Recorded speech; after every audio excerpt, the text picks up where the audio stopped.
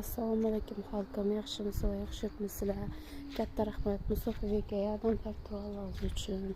Yine hozir şurada kaynatam, kaynanam, men giyim yaşımız 4 balam bilan yaşaymiz.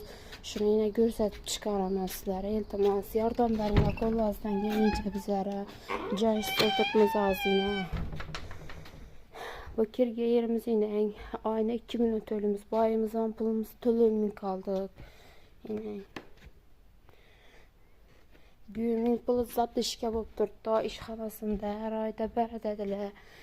Bu ayda yine kem düştü. 1 milyonu düştü. İltimas qo'lingizdan gelince yardım berin bizlere. Danışıp işleyiz. Hakimiyette işi tırğallara taşak koyun. Yine şaritlerimiz işin yaxlı bizlere.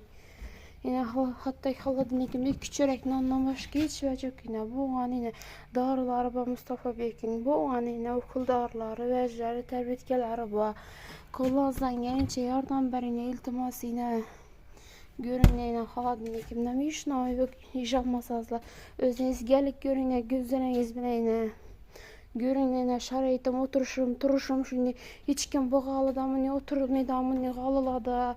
Yine görün oturuşlarım özünüz gelinlerden şarayıtımı iltimas halkım yardım berin kolunuzdan gelince şu farzandımın joy tamamlam yardım berin iltimas sizlerden bizlere kolunuzdan gelince halkım minden min rahmet şunçal kolumdan bergeliğiniz için Mustafa Bey'e görün yine şu oturuş duruşta şurada 4 balam bilen şurada yatama giyiyorum bilen şurada yine şarayıtımı görün yine işanmasazda min rahmet şunçal yardım bergenliğiniz için joy tamanlanam yardım berine iltimas sizlerden köçede kalı gittik bize iltimas sizlerden 4 balam bile bayda yine tölönmey kaldım krediti çıktap durdular köçeye çık neşesen et köçede kalasan başka desen mi dep durdular